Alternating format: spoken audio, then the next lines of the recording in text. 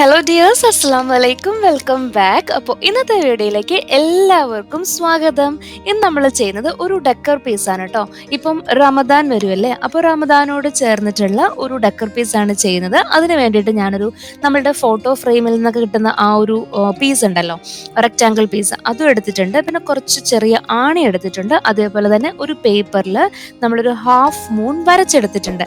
ഇനി ചെയ്യുന്നതെന്ന് പറഞ്ഞാൽ ഈ പേപ്പർ ഈ ഫ്രെയിമിൻ്റെ മുകളിൽ വെച്ചിട്ട് ഈ ആണി അതിലേക്ക് ആ ഒരു മൂണിന്റെ ഷേപ്പിൽ കുറച്ച് വിട്ട് വിട്ട് അടിച്ചു കൊടുക്കുക ചെയ്യുന്നത്. ഇപ്പൊ ഞാൻ ആ ആണി കുറച്ച് എടുത്തിട്ടുണ്ടായിരുന്നുള്ളൂ, അത് ആ ഫുൾ മൂണിന്റെ ഷേപ്പിൽ തന്നെ അടിച്ചു കൊടുത്തിട്ടുണ്ട്.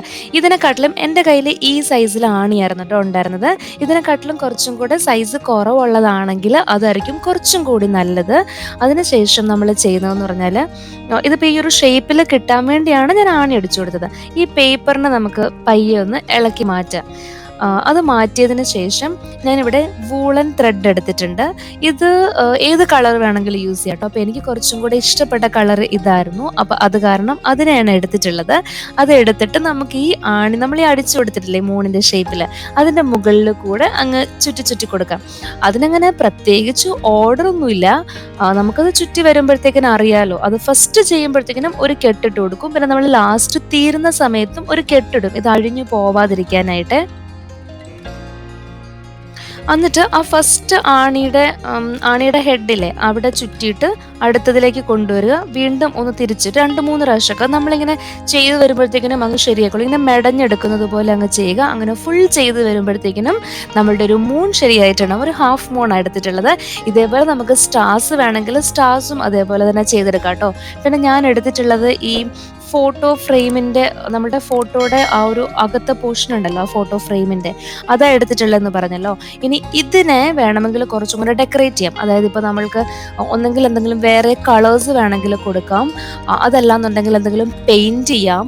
ഇതല്ലെങ്കിൽ നമ്മളുടെ ഈ മോഡ് പോട്ട്സ് ഒക്കെ വെച്ചിട്ട്, നമ്മളുടെ ടിഷ്യൂസ് ഒക്കെ വെച്ചിട്ട് ഒരു ഡിസൈൻ കൊടുക്കാം. അങ്ങനത്തെ എന്ത് വേണമെങ്കിലും ചെയ്യാം കേട്ടോ. ഇപ്പം ഞാൻ ഇതിനകത്ത് ഒന്നും ചെയ്തിട്ടില്ല. എനിക്ക് കുറച്ച് പ്ലെയിൻ ആയിട്ട് സിമ്പിൾ ലുക്കിൽ കിട്ടിയാൽ മതിയായിരുന്നു. അത് കാരണമാണ് ഇങ്ങനെ ചെയ്തെടുത്തിട്ടുള്ളത്. ഇത് നമ്മൾ ചെയ്യുമ്പോഴത്തേക്കിനും ശ്രദ്ധിക്കാനുള്ളൊരു കാര്യം എന്ന് പറഞ്ഞാൽ, നമ്മൾ ഈ അടിച്ചേക്കുന്ന ആണിയില്ലേ, അത് നല്ലതുപോലെ അകത്തേക്ക്, ആ ബോർഡിൻ്റെ അകത്തേക്ക് കുറച്ച് കയറണം കേട്ടോ.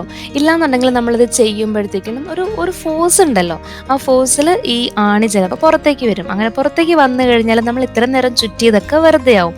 അപ്പം അതൊന്ന് കെയർ ചെയ്യണം. അതുകൊണ്ടാണ് ഞാൻ പറഞ്ഞത്, കുറച്ചും കൂടെ ചെറിയ ആണിയാണെങ്കിൽ അത് പെട്ടെന്ന് അങ്ങ് അകത്തേക്ക് കയറിക്കോളും.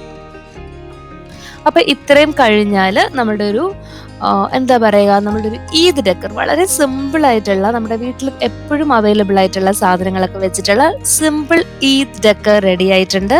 ഈദ് ഓർ റമദാൻ ഡെക്കർ എന്ന് പറയാം.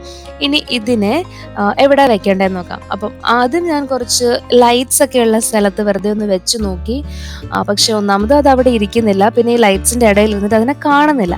അത് കാരണം ആ ഒരു പൊസിഷൻ മാറ്റിയിട്ട് കുറച്ചും കൂടെ പ്ലെയിൻ ആയിട്ടുള്ള സിമ്പിൾ ആയിട്ടുള്ള ഒരു ഏരിയയിൽ വെച്ചിട്ടുണ്ട്.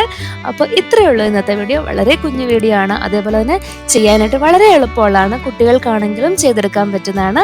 അപ്പോൾ ഇഷ്ടമായി എന്ന് വിശ്വസിക്കുന്നു. ഇഷ്ടമായിട്ടുണ്ടെങ്കിൽ എൻ്റെ അടുത്ത് അഭിപ്രായങ്ങൾ അറിയിക്കുക. അതേപോലെ തന്നെ ഇത് ട്രൈ ചെയ്ത് നോക്കാൻ എളുപ്പമായിരിക്കും അല്ലെങ്കിൽ ഇഷ്ടമായിരിക്കും എന്നൊക്കെ തോന്നുന്ന ആൾക്കാർക്ക് കേട്ടൊന്ന് ഷെയർ ചെയ്യുക. അപ്പോൾ വീണ്ടും നമുക്ക് മറ്റൊരു വീഡിയോ ആയിട്ട് കാണാം. അതുവരേക്കും take care and stay safe.